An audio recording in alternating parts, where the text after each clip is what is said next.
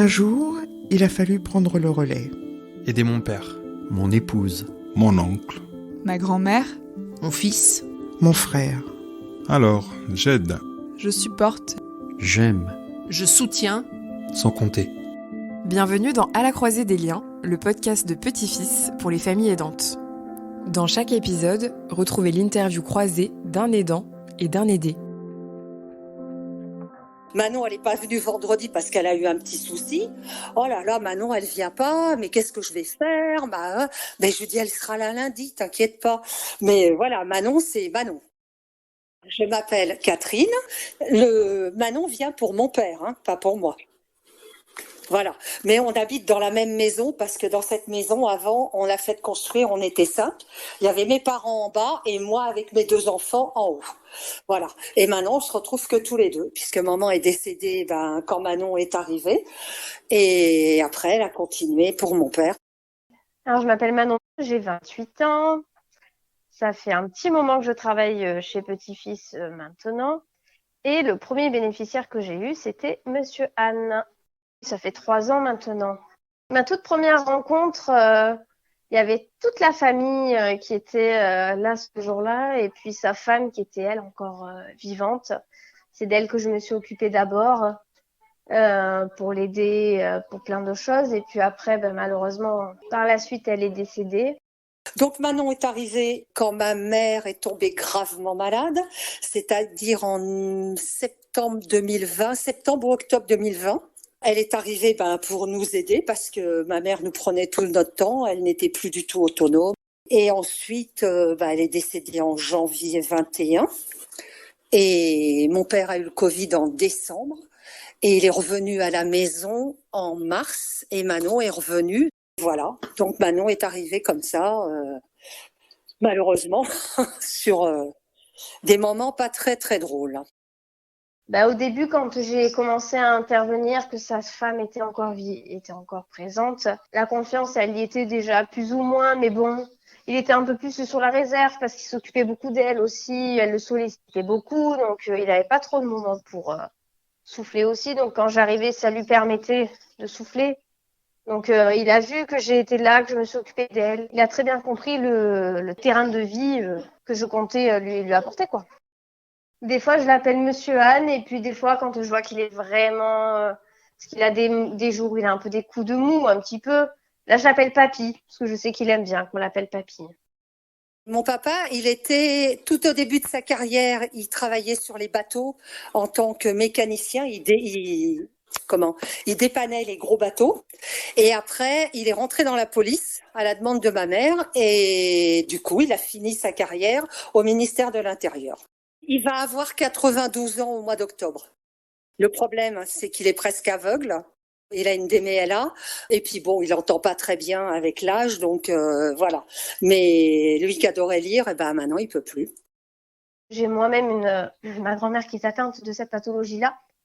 Donc je sais exactement de quoi ils ont besoin et je sais exactement ce qu'ils peuvent rencontrer comme difficultés au quotidien.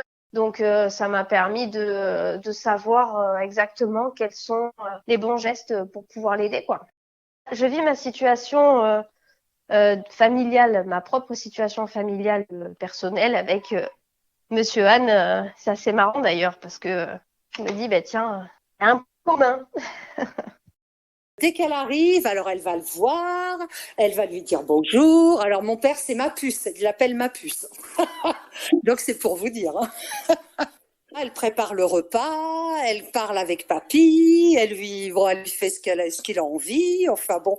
Et puis il papote et mon père adore ça, quoi. Donc du coup, voilà. Ah oui, alors que mon père ne parlait pas du tout avant.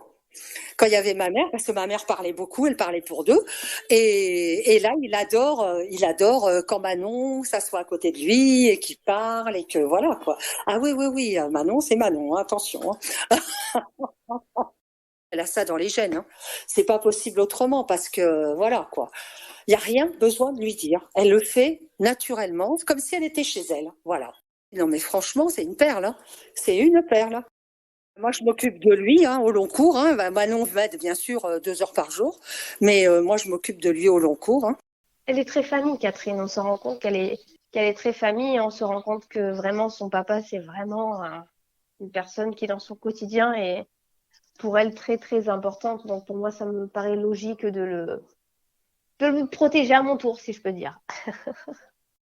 C'est comme si c'était ma fille, quoi. Moi, j'ai un garçon et une fille, bon, qui sont plus âgés que Manon, parce que moi, j'ai 65 ans, c'est pas que je vais les avoir, c'est que je les ai.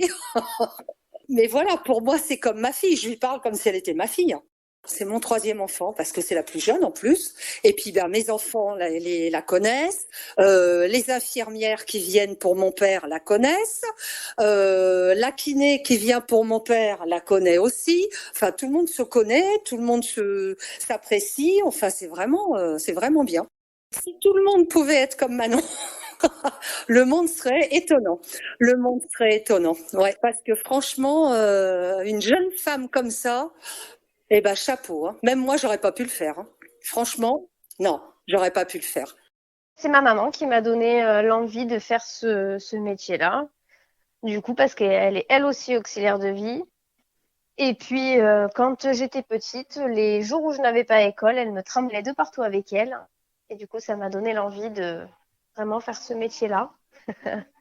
Elle m'a plongée dans le bain très petite.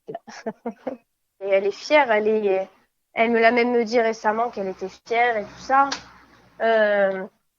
Après, j'ai dit, c'est vraiment toi qui m'as donné l'envie d'aider les autres parce que c'est vraiment une envie. Il faut pas que ce soit un choix. Il faut pas se dire je fais ce métier-là parce que je suis obligée de le faire. Non, on fait ce métier-là parce qu'on a décidé. Et puis, plus qu'un métier, c'est une vocation.